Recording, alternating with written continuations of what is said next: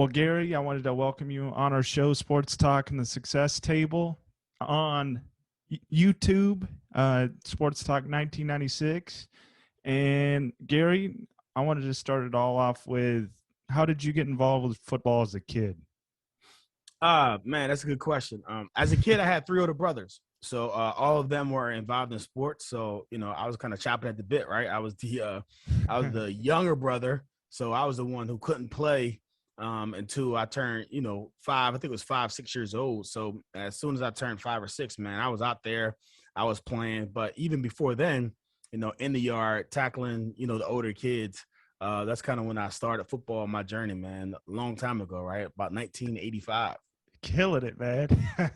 So, who are some of your role models as a kid? Like, who'd Yeah, you model your game after? yeah, it's funny, man. I can't say I really watched a lot of football as a kid. We were Eagles fans and listened to it. So it was like Reggie White was like one of my role models. Just he was always a solid dude, leader of the defense, just like the respect that he commanded. And when I was in like fourth grade, he actually came to our school. He did like a little event at our school, man. I saw him. I just saw, the crowd and everyone, how they kind of gravitated towards him. I'm like, man, that's what I want to do when I grow up. Definitely. Hey, the NFL guys usually have that aura when they walk in the room, and it kind of gets the attention. So, Yeah, it's as funny. It's funny. He had the actual size of the man, right? He was a bigger dude. Like I'm 5'10", so when I walk in the room, they're like, "All right, he could have done anything, right?" So I didn't quite have the size, but just the passion, and I just saw how people gravitated to him. Man, that's something that I wanted to do in my life. Definitely, man. So, scrolling forward in your football journey, how did Rutgers come about, and how did they pitch their college to you? Man, you know what's crazy? I was I guess a recruited walk on. So I did not have a scholarship hitting into Rutgers. So I had a lot of other opportunities. I actually was gonna go to a trade school, Newport News in Virginia, and it was an apprentice school where I was gonna learn a trade.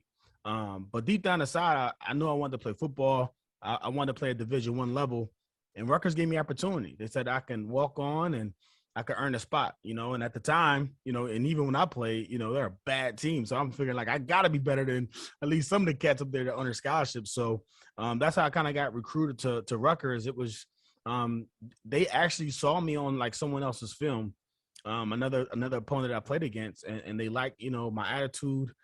I was like one of those tweeners, 5'10", 210, 215. Is he a linebacker? Is he a safety? Is he fast enough? So it's one of those things where they really were just taking a chance on me. Definitely, you've paved the way for a lot of guys to go into the NFL for sure. So, what was some of your favorite moments at Rutgers? Man, favorite moment at Rutgers, definitely graduating. Definitely wanted to get there, get a degree. I graduated in business economics. I have what is it, a minor in African studies. So very excited about that. But then I think also just, when you are a part of a football team, it's a brotherhood. And, so many times of us working out, max days were always fun where you trying to lift as much as you possibly can, whether it be hang clean or squat. And just the energy in that room, man, it's just unmatched.